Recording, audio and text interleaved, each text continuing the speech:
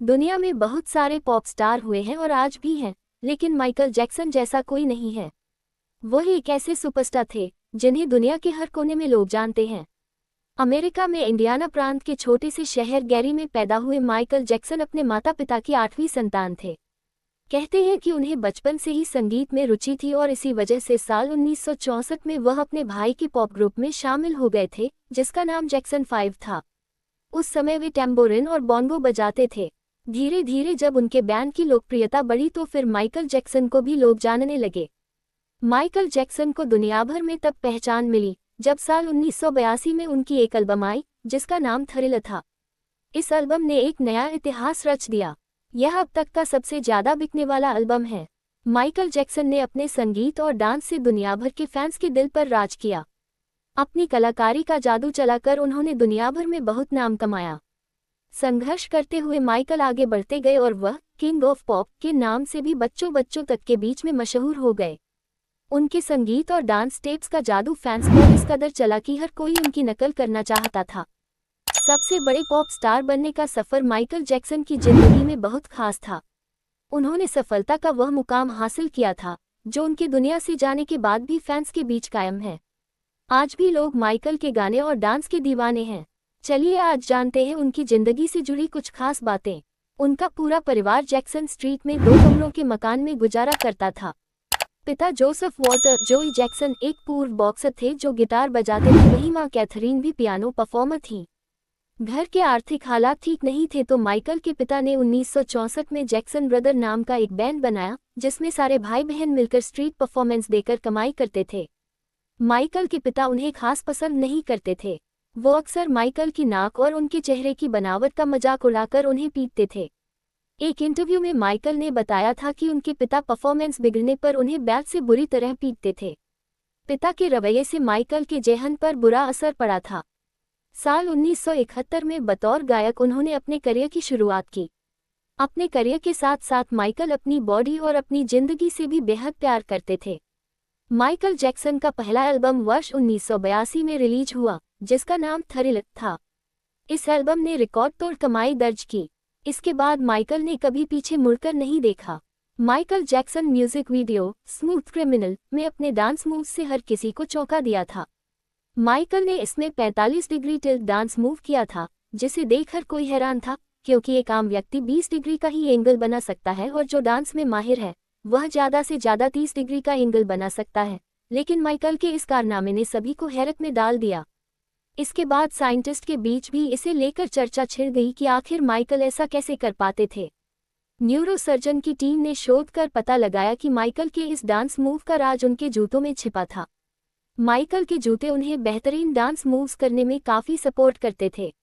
दरअसल उनके जूतों का आकार कुछ इस प्रकार था, जिसके जरिए वह अपनी बॉडी को ज़्यादा मोड़ने में सक्षम थे।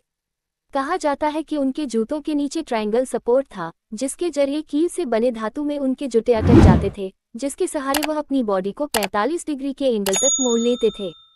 हालांकि इसके लिए भी उन्होंने काफ़ी मेहनत की थी, जो और किसी डांसर के बस की बात नहीं थी। King of pop Michael Jackson दुनिया की सबसे बेहतरीन सिंगर रह चुके हैं। अपने गानों, मून वॉक, डांसिंग स्टाइल के अलावा माइकल दुनिया को देखने के नजरिए और साइंस को चैलेंज करने पर भी काफ़ी चर्चा में रहे हैं। माइकल की महज 50 साल की उम्र में मौत हो गई, हालांकि वो हमेशा से 150 साल से ज़्यादा जीना चाहते थे। इसके लिए वो रोजाना ऑक्सीजन चेंबर में सोते थे और घर पर ही लेबोरेटरी बनवाकर लंबा जीवन जीने के लिए पर्सनल रिसर्च करवाते थे। माइकल जैक्सन का ये भी मानना था कि दुनिया में एक समय ऐसा जरूर आएगा जब मरे हुए लोगों को जिंदा करना साइंस की मदद से पॉसिबल होगा। माइकल जैक्सन दुनिया के सबसे मशहूर सिंगर माने जाते हैं, जिनके नाम पर 39 गिनीज वर्ल्ड रिकॉर्ड हैं। माइकल जैक्सन अपनी वॉइस पिच हाई रखने के लिए फीमेल हार्मोनल इंजेक्शन के शॉट लिया करते थे। इसका एक कारण ये भी था कि वो महिलाओं की तरह स्किन और कम फेशियल हेयर चाहते थे।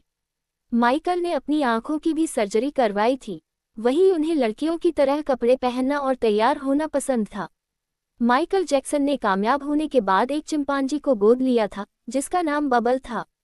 वो अपने हर टूर और ट्रैवल के दौरान बबल को साथ रखते थे। यहाँ तक कि माइकल वर्ल्ड टूर बैक के दौरान 1987 में एक बार ओसाका, जापान के मेयर से मिलने बबल को साथ ले गए थे। जब बबल की उम्र बढ़ने लगी तो वो एग्रेसिव हो गया और ना चाहते हुए भी माइकल को उसे एनिमल रिसर्च सेंटर को सौंपना पड़ा।